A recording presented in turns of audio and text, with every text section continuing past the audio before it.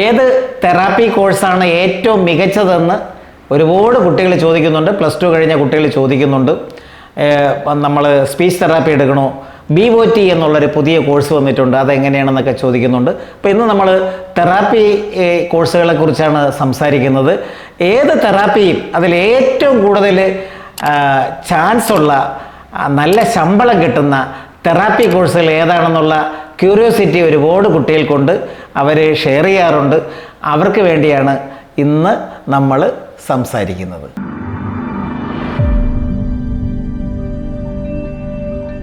നമുക്കിപ്പോഴ് നമ്മുടെ പാരാമെഡിക്കൽ ലിസ്റ്റിലൊക്കെ തന്നെ തെറാപ്പി കോഴ്സുകളിൽ ബാച്ചിലർ ഓഫ് ഒക്കുപ്പേഷണൽ തെറാപ്പി കൂടി കയറിയിട്ടുണ്ട്. ഈ അടുത്ത കാലത്താണ് കേരളത്തിലത് തുടങ്ങിയത്. ഒന്ന് നിഷിലാണ് തിരുവനന്തപുരത്ത്, മറ്റൊന്ന് തൃശ്ശൂർ ജില്ലയിൽ ഒരു സ്ഥാപനത്തിലാണ്.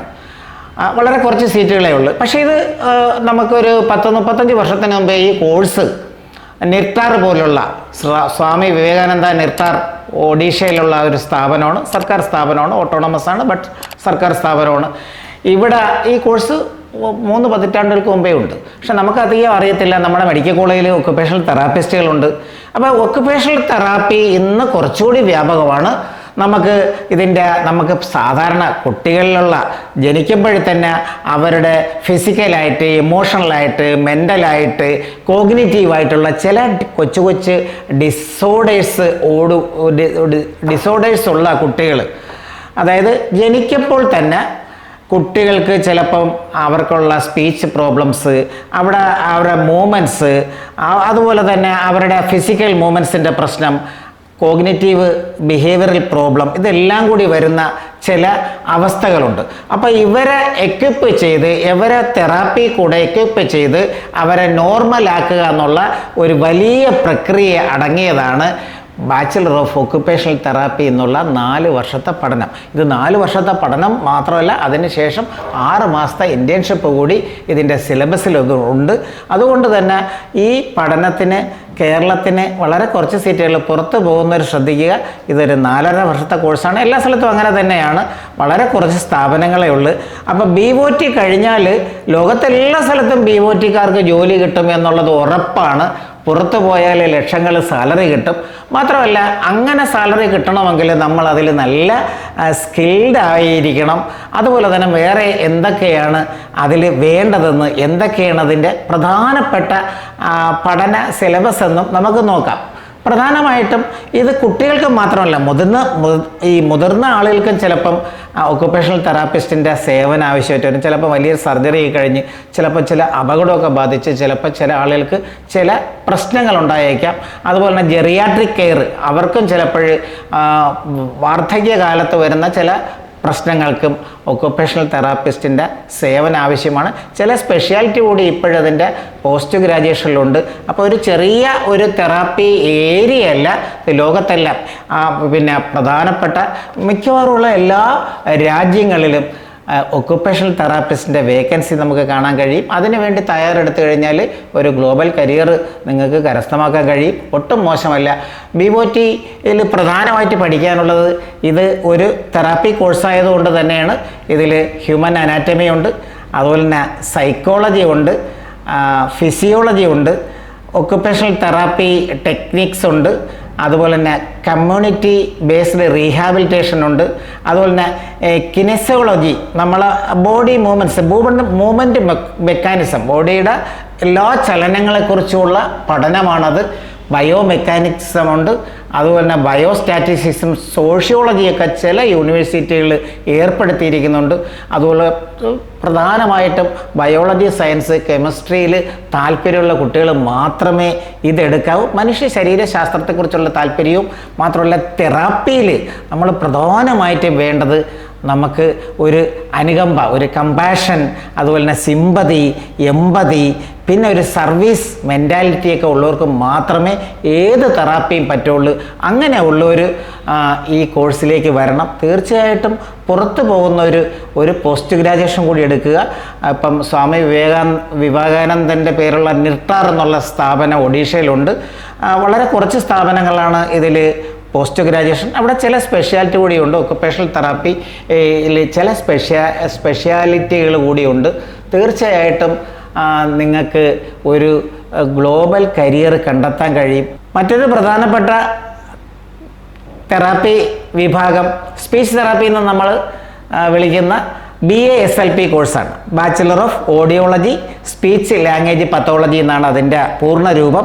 4 വർഷത്തെ കോഴ്സും 6 മാസത്തെ ഇൻറ്റേൺഷിപ്പും കൂടെ ചേർന്നതാണ്. പലരും ചോദിക്കുന്ന ഒരു ചോദ്യം, ഈ സ്പീച്ച് തെറാപ്പിയിൽ എന്താണ് പഠിക്കാനുള്ളതെന്നാണ്. സ്പീച്ച് തെറാപ്പിയിൽ പ്രധാനമായിട്ടും ഇത് audiology and speech language pathology ആയതുകൊണ്ട് തന്നെ പിന്നെ നേരത്തെ പറഞ്ഞതുപോലെ നമുക്ക് അനാറ്റമി പഠിക്കണം, ഫിസിയോളജി പഠിക്കണം, ഹ്യൂമൻ കമ്മ്യൂണിക്കേഷൻ പഠിക്കണം, ഇൻട്രൊഡക്ഷൻ ടു ഹിയറിംഗ് സയൻസ് പഠിക്കണം, അതുപോലെ തന്നെ സ്പീച്ച് ആൻഡ് ഹിയറിംഗ് പഠിക്കണം, ലിംഗ്വിസ്റ്റിക്സ്, ഫോണറ്റിക്സ്, അതുപോലെ തന്നെ ഓഡിയോളജി, ചൈൽഡ് ലാംഗ്വേജ് ഡിസോർഡേഴ്സ്, അതുപോലെ തന്നെ അഡൾട്ട് ലാംഗ്വേജ് ഡിസോർഡേഴ്സ്, പിന്നെ ഓട്ടിസ്റ്റിക്സ് ആയിട്ടുള്ള സ്റ്റുഡൻസിനെ കുട്ടികളെ എങ്ങനെ മാനേജ് ചെയ്യണം, അതുപോലെ തന്നെ ലേണിംഗ് ഡിസബിലിറ്റി, IQ ഇംബാലൻസ് ഉള്ള കുട്ടികളെ എല്ലാം തന്നെ എക്വിപ്പ് ചെയ്യാനായിട്ടുള്ള ഒരു തെറാപ്പിയാണ്. അവരെ പ്രധാനമായിട്ടും സ്പീച്ച് ആൻഡ് ഹിയറിംഗ് ആണെങ്കിൽ ഇവരുടെ ഈ ഏരിയകൾ ഇതെല്ലാം കൂടെ ചേർന്നതാണ്. കുട്ടികൾക്കുണ്ടാകുന്ന സംഭാഷണ വൈകല്യം, അതുപോലെ തന്നെ കേൾവിക്കുറവ്, ഇതിന് ശരിയായ തെറാപ്പി കൊടുത്ത് അവരെ എക്വിപ്പ് ചെയ്യുകയാണ് ഇവരുടെ പ്രധാനപ്പെട്ട ഉത്തരവാദിത്വം, ജോലി. അപ്പോൾ അത് കുറേ പ്രോസസ്സ് നടക്കും, കുറേ സിറ്റിങ്സ് വേണ്ടി വരും. തെറാപ്പികളെല്ലാം തന്നെ അങ്ങനെ തന്നെയാണ്. അപ്പോൾ അതിന് നല്ല ക്ഷമയും നല്ല അർപ്പണബോധവും ഒക്കെ ഉള്ളവർ വേണം ഈ സ്പീച്ച് തെറാപ്പിയിലോട്ടും വരേണ്ടത്. പ്രധാനമായിട്ട് വേറൊരു കാര്യം പറയാനുള്ളത്, പുറത്തു പോയാൽ വലിയ ശമ്പളം കിട്ടുമെന്നൊക്കെ ചോദിക്കുന്നവരോട് പറയാനുള്ളത്, തീർച്ചയായിട്ടും GCC കൺട്രീസിൽ, മിഡിൽ ഈസ്റ്റിൽ, അമേരിക്കയിൽ, ഓസ്ട്രേലിയയിൽ, ന്യൂസിലാൻഡിൽ, യൂറോപ്യൻ രാജ്യങ്ങളിലെല്ലാം തന്നെ സ്പീച്ച് തെറാപ്പിസ്റ്റിൻ്റെ വൻ ഡിമാൻഡുണ്ട്. പക്ഷേ അവിടെ PG വേണ്ടി വരും. അതുപോലെ തന്നെ അമേരിക്ക പോലുള്ള രാജ്യങ്ങളിൽ നിങ്ങൾക്ക് ഇവിടെ നിന്ന് ഇന്ത്യയിൽ ഇപ്പോഴും പല സ്ഥലത്തും PhD എടുക്കാൻ പറ്റും. PhD എടുത്തിട്ട് നിങ്ങൾക്ക് പോസ്റ്റ് ഡോക്ടറൽ ഫെലോഷിപ്പ് വാങ്ങിപ്പോകാം, അവിടെ ഫാക്കൽറ്റി ആകാം, അവിടെ പ്രൊഫഷണൽ ആകാം. എല്ലാ രാജ്യത്തും ഇതിൻ്റെ ഡിമാൻഡ് സ്വാഭാവികമായിട്ടും വർദ്ധിച്ചുകൊണ്ടിരിക്കുകയാണ്.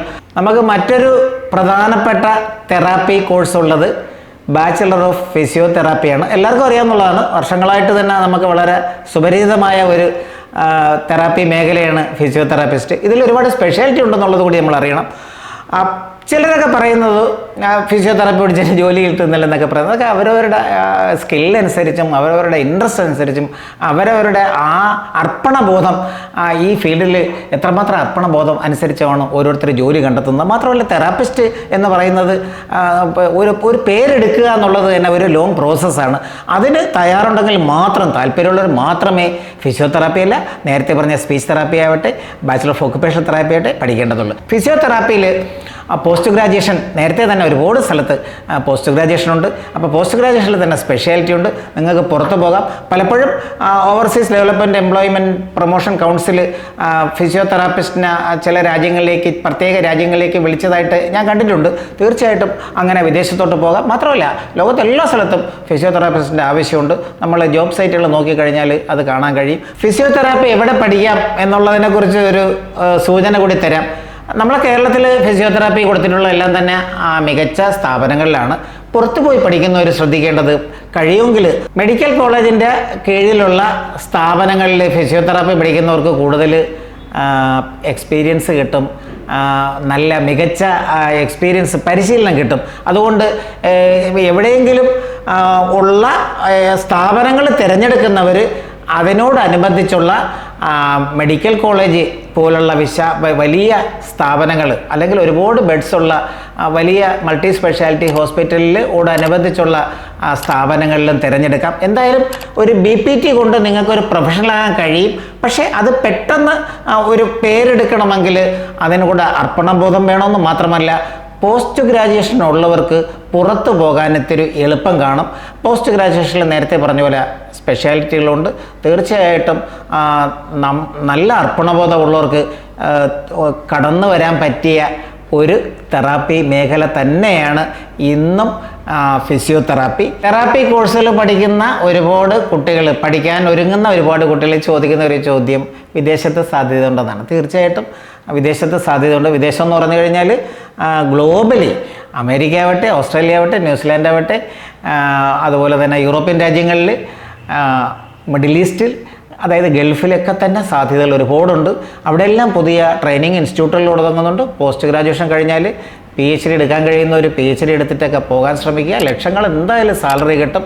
പക്ഷെ താല്പര്യമുള്ളവർ മാത്രമേ ഏത് തെറാപ്പി എടുക്കുമ്പോഴും അത്രമാത്രം താല്പര്യം ഉണ്ടെങ്കിലേ വരാവൂ. നിങ്ങളുടെ ഇൻട്രസ്റ്റ് വളരെ പ്രധാനമാണ്, നിങ്ങളുടെ ക്ലിനിക്കൽ എക്സ്പീരിയൻസ് വളരെ പ്രധാനമാണ്, നിങ്ങളുടെ ഇൻറ്റേൺഷിപ്പ് വളരെ പ്രധാനമാണ്, നിങ്ങളുടെ എക്സ്പീരിയൻസ് വളരെ പ്രധാനമാണ്, നിങ്ങളുടെ സ്മാർട്ട്നെസ്സും ഒക്കെ തന്നെ ഈ ജോലിയിൽ, എല്ലാ ജോലിയിലും പ്രധാനമാണ്, പക്ഷേ തെറാപ്പിയിൽ വളരെ പ്രധാനമാണ്. അതുപോലെ തന്നെ നേരത്തെ ഒരുക്ക സൂചന പോലെ നമുക്ക് എമ്പതി, സിമ്പതി, കമ്പാഷൻ, സർവീസ് മനോഭാവം ഇതൊക്കെ ഉള്ളവരെ തേടി തീർച്ചയായിട്ടും നല്ല ശമ്പളം തേടി വരും എന്നുള്ളത് ഉറപ്പാണ്. Thank you.